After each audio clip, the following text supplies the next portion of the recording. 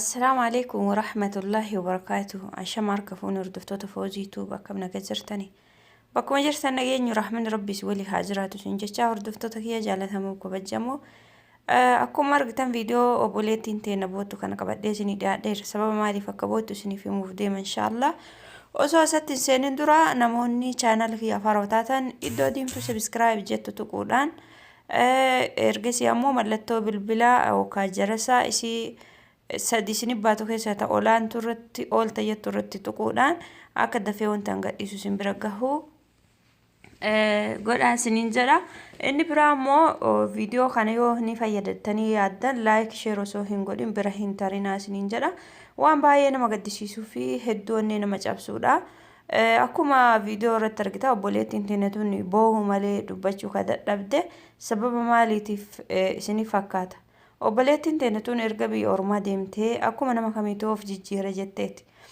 إرقا في جيجيرو في قربي أورما إمالتي أكما نما كمي جالة لكيسا سينتي سجالة مكاجلو مكاجالاتين قوامسي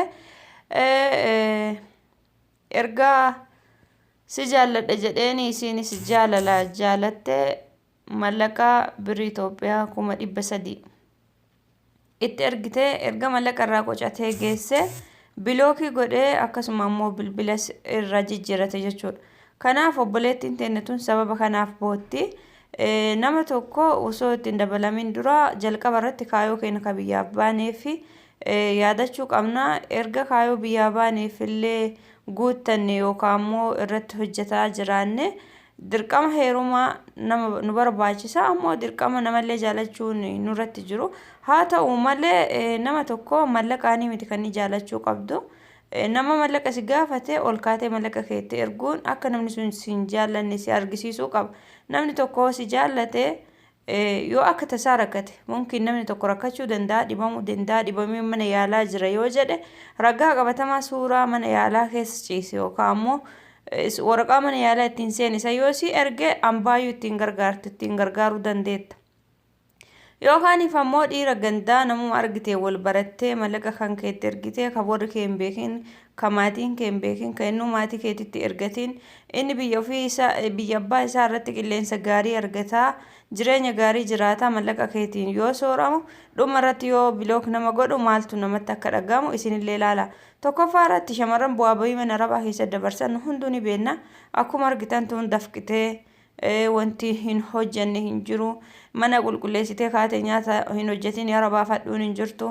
Akkuma argitan kun obboleetti teenata harkaan mirgarra fooddaa doora sadaffaa irra jiru gubbaa baatee akkasiin alaa keessa walakkaa luka cinaan keessa akkuma isiniin jedhe luka takkattiin keessa dhaabbattee qaama isii gara caaluun fooddaa gubbaa jirti jechuudha. Obboleettiin teenatu osoo fooddaa irraa xiqqooma mucucaattee lafa dhoofte yookaan harki isii danfee fuuruu fooddaa qabattuun harki sun gadhiisee fooddaa irraa lafa dhoofte fooqi meeqa qaffaarra akka jirtu ijuma keessanii ilaala. Kana hunda maaltu akkana nu godhe jireenya jijjiirachuuf uf jijjiirraaf ergaa biyyaa baane dhagaallee mukallee baannee uddaan namaa harreetii namaa gadi taanee jiraataa jirra jechuudha. Kan osoo bakka dubartiin raftutti dhuftee arabbaan lukaan itti akka sareetti nama laaltu jireenya jijjiirachuuf mataa keenya jala qaqqabannee hojjetaa jira. Achi yoo kaanuu kan shintibeetitti dhukiloorksii fi diitoolii garagaraa akkasuma ammoo filaakshii garagaraa walitti naqanii hammaamaan dhiqanuun jiran qulqullina mana isaaniitiif yeroo yaadan nuuf ammoo fayyaa kennaaf hin yaadan. Haga uummanni qulqullina mana isaaniitiif yaadan nuti lubbuu kennaaf hin yaadnu maaliif yaa shamarran koo?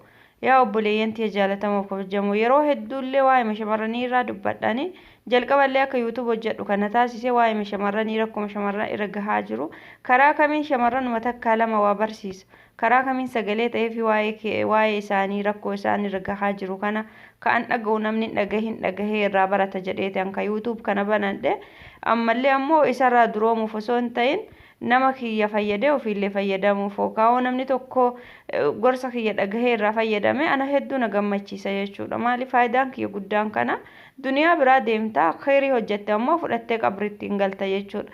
Gaafa adda khairii takka lallabdee khairii takka sheer goote hilaa guyyaa qiyaamaa khairiin sun sii deemti jechuudha. Wanti atadhaa sadaqattee jette sadaqaan ati sadaqattee birri ati keettee biraa duute tokko miti. Birri ati keettee biraa duute tokko nyaata osoo ati sadaqaan godhatin.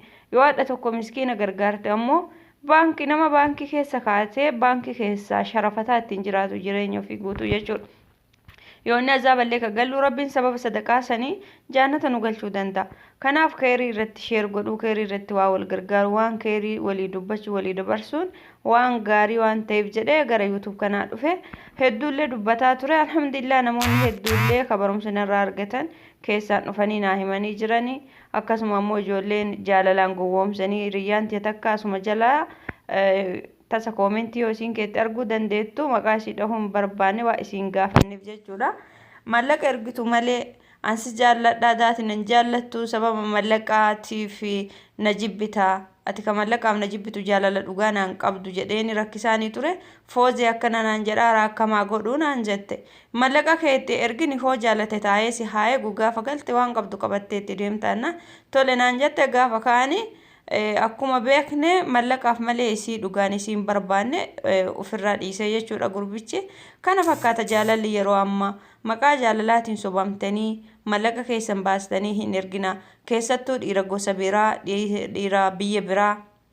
Yaani Arsii taatee Jimmaa, Wallagga taatee Shawaa, biyya dhiira walirraa fagoo kan firri kee hin beekin.